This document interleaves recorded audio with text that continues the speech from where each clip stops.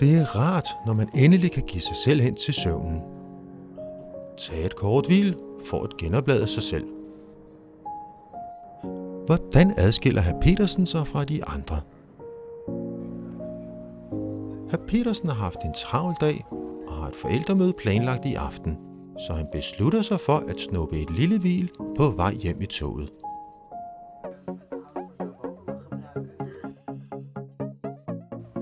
Men hvad med de andre? De falder regelmæssigt i søvn i løbet af dagen, nogle gange de mærkeligste steder. Uanset hvor hårdt de prøver, formår de ikke at holde sig vågne. Clara, Christina og Henrik er blevet diagnosticeret med narkolepsi. De blev ikke født med det. Det er noget, der har udviklet sig med tiden. På et bestemt tidspunkt ændrede noget sig i Claras hjerne.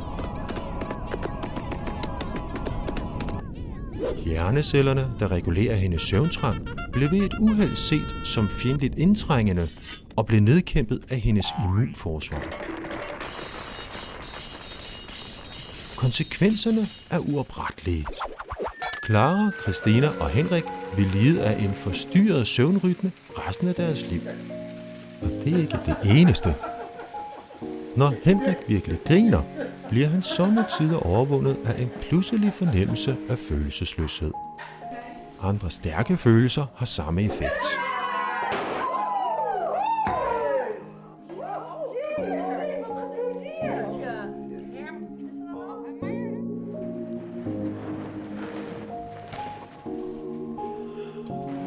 Og når Clara endelig falder i søvn om natten, bliver hun ofte plaget af skræmmende, ubehagelige drømme.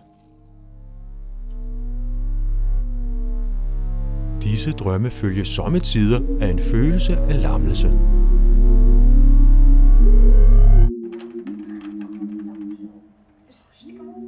Folk plejede at tænke, at Christina var doven, træt eller uinteresseret. Men lige siden hun fandt ud af, at hun lider af narkolepsi, tager medicin for det og følger nogle personlige retningslinjer, hører hun sjældent nogen sige det mere.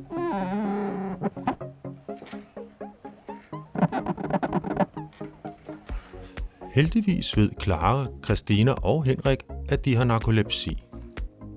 De ved også, at der findes meget viden om emnet, og at der er masser af måder at leve et rimeligt normalt liv på, kombineret med narkolepsi. Genkender du Claras, Christinas og Henriks symptomer i dit eget liv? Søvnanfald i løbet af dagen?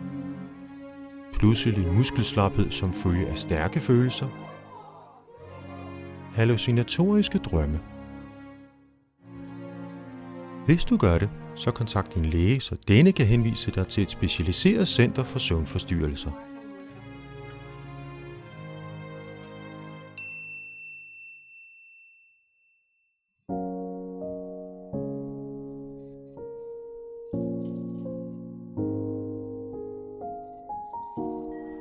Hr. Petersen? Hr. Petersen? Det er tid til at vågne.